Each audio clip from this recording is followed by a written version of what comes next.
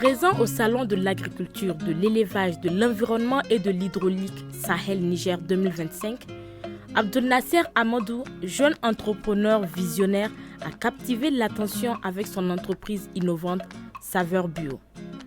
Fondée sur une passion profonde pour l'agriculture et la conviction de fournir des produits sains aux consommateurs, Saveur Bio s'impose comme un acteur clé de l'agriculture biologique au Niger.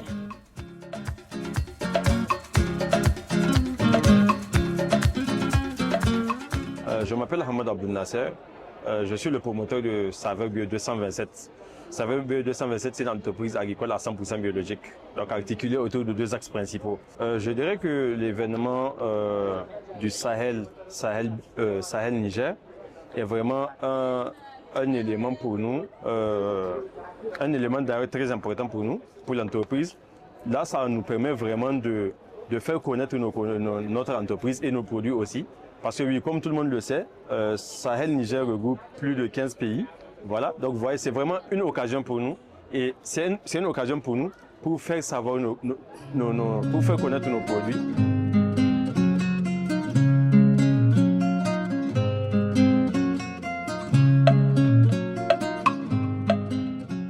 Saveur Bio se distingue par la culture et la transformation biologique du quinquelba. Une plante locale reconnue pour ses bienfaits digestifs, dépuratifs et toniques.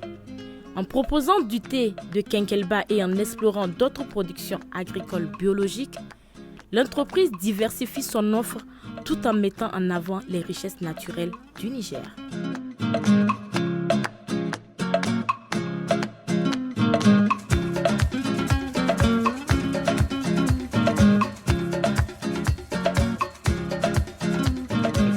Et la transformation du quinqueliba du Niger à 100% biologique, pas d'engrais chimiques dedans, il n'y a pas de pesticides chimiques dedans non plus.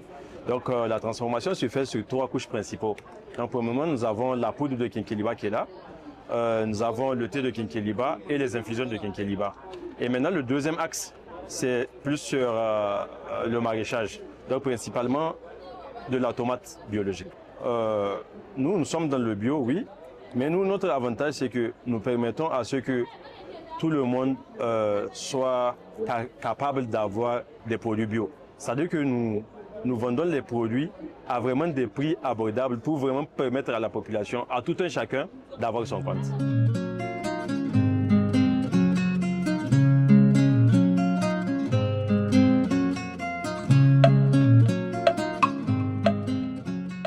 Conscient des défis de l'entrepreneuriat agricole, Abdel Nasser Amadou a su tirer parti du Fonds national d'appui des petites et moyennes entreprises et industries FONAP.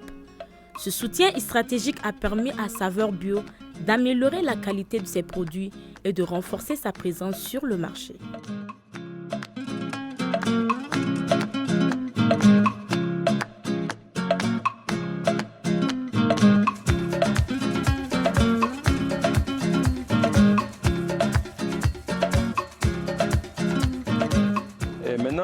Ce qu'on a pu se voir avec le FONAP jusqu'à présent, c'est vraiment plus sur l'accès technique. Voilà. Donc pour ce qui est des formations, pour ce qui est de l'obtention des stands lors des foires, pour ce qui est des outils de communication, donc tels que les flyers, kakémono, casquettes et autres. Et je dirais que vraiment c'est vraiment une grande chance pour nous d'avoir ce partenariat avec le FONAP qui nous a vraiment aidé, beaucoup aidé, et encore plus même sur la visibilité, oui, parce que là, c'est vrai, les gens nous contactent pour nous dire qu'ils ont vu les produits de Saveur Bio 227 et c'est vraiment grâce au FONAP.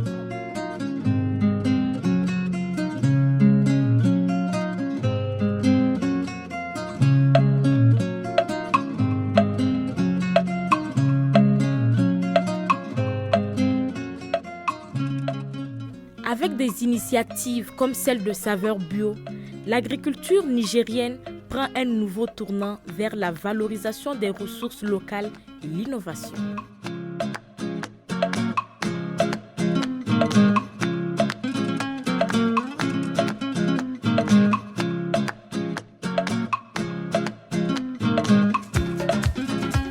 Pour ce qui est des produits maraîchers, nous avons la tomate, n'est-ce pas, la carotte, le chou, poivron, oignon, le piment aussi.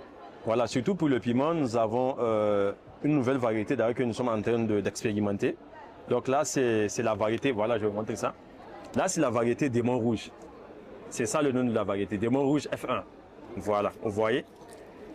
La variété là, c'est que nous tous, nous connaissons la variété, comment on appelle ça déjà, la variété du Burkina, comment on appelle déjà, le piment sorcier du Burkina.